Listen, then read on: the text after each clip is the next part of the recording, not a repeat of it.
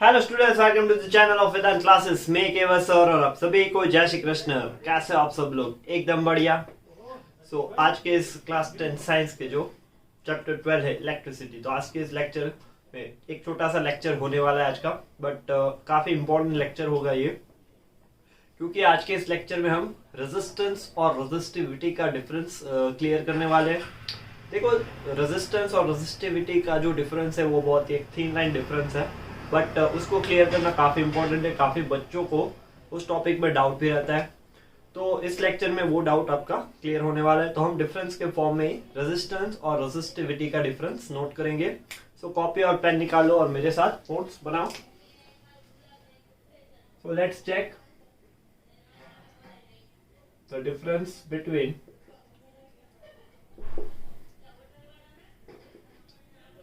resistance and resistivity.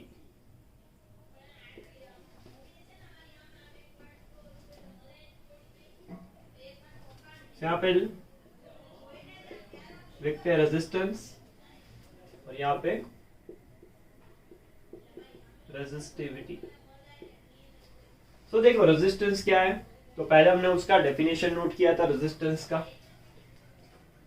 Resistance क्या है? It is a property of a conductor which opposes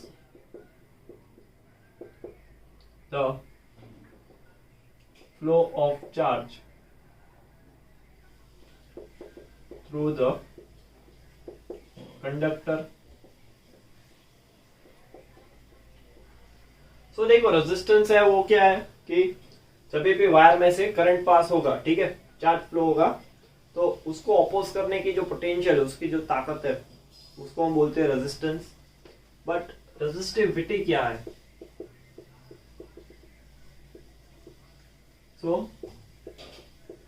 resistivity of a conductor is the resistance of a conductor having, या फिर लिखते हैं conductor of unit length that is 1 metre and unit cross sectional या फिर cross sectional area. Resistivity क्या है? Resistivity एक resistance ही है, बट किसका? जिस वायर का यूनिट लेंथ होगा और उसका क्रॉस सेक्शनल एरिया 1 मीटर होगा, ठीक है, 1 मीटर स्क्वायर। मान लो कि ये कंडक्टर है, रेजिस्टेंस यहाँ पे कोई भी लेंथ और कोई भी एरिया के लिए, वायर के लिए हम अप्लाई कर सकते हैं। बट रेजिस्टिविटी है वो एक स्पेसिफिक प्रॉपर्टी है, जो कंडक्टर ऑफ यूनिट लेंथ और यूनिट मीटर स्क्वायर, उसके लिए जो रेजिस्टेंस आएगा उसको हम रेजिस्टिविटी बोलते हैं। क्योंकि हमें पता है फॉर्मूला क्या, R is equal to rho L बटे A। L कितना है 1, A कितना है 1, so therefore R will be equal to row for length equal to 1 metre और एरिया होगा 1 मीटर स्क्वायर।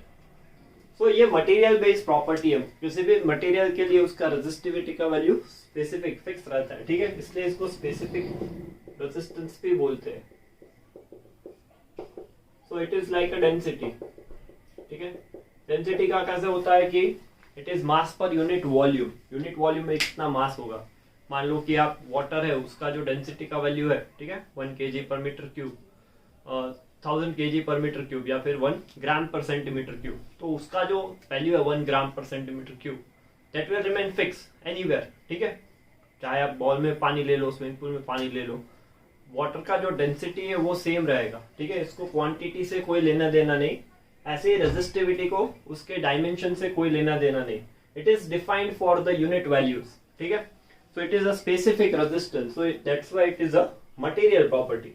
रेजिस्टिविटी क्या है? वो मटेरियल प्रॉपर्टी है, ये डायमेंशन के ऊपर डिपेंड करता है, ठीक है। इसके लिए दूसरा पॉइंट हम ऐसा बता सकते हैं, it is an extrinsic property.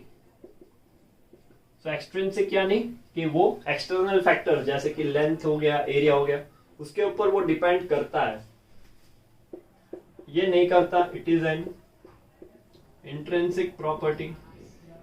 तो ये चेंज नहीं होगा वैल्यूज का, so that's why it is an intrinsic property। फिर थर्ड, अभी देखो फैक्टर्स हमने देखे थे लास्ट लेक्चर में, फैक्टर्स अफेक्टिंग द रेजिस्टेंस। तो इसमें था लेंथ ऑफ कंडक्टर, ठीक है, लेंथ ऑफ कंडक्टर था। फिर cross sectional area of conductor, फिर नेचर ऑफ मटेरियल, कौन सा मटेरियल आप चूज कर रहे हो, और फोर्थ इज टेम्परेचर। सो इसके ये फैक्टर्स थे। इसमें फैक्टर्स कौन से थे? सिर्फ दो ही फैक्टर्स थे रेजिस्टिविटी के, ठीक है। उसमें पहला था नेचर ऑफ मटेरियल और दूसरा था टेम्परेचर, ठीक है। तो ये दो ही फैक्टर के ऊपर डिपेंड करता है।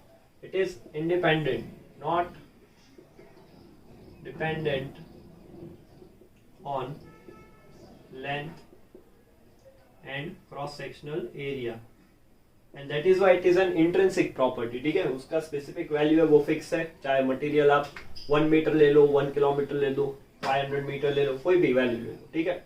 उसका जो रेजिस्टिविटी का वैल्यू है वो फिक्स रहेगा, रेजिस्टेंस विल गेट चेंज, ठीक है। तो ये आपको डिफरेंस याद रखना है।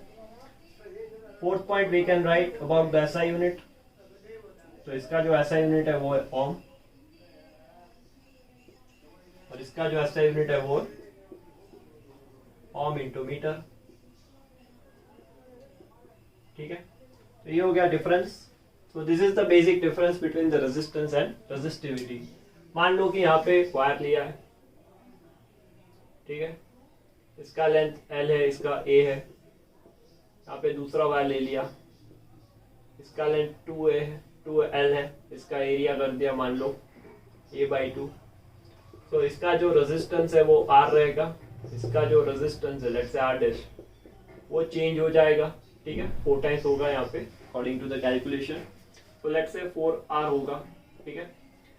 इसका रेजिस्टिविटी का वैल्यू लेट्स से रो है, तो इसका रेजिस्टिविटी का वैल्यू रो ही रहेगा।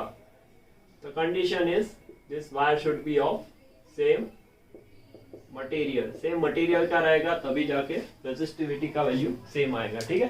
सो रेजिस्टिविटी है वो डायमेंशन से चेंज नहीं होगा, उसका वैल्यू वो स्पेसिफिक रेजिस्टेंस है फॉर द यूनिट वैल्यूज, ठीक है। और रेजिस्टेंस है वो डायमेंशंस के ऊपर डिपेंड करता है। तो आई होप कि एकदम क्लियर हो गया कि रेजिस्टेंस और रेजिस्टिविटी के बीच के जो डिफरेंस है वो। तो लिख लो ये पॉइंट्स।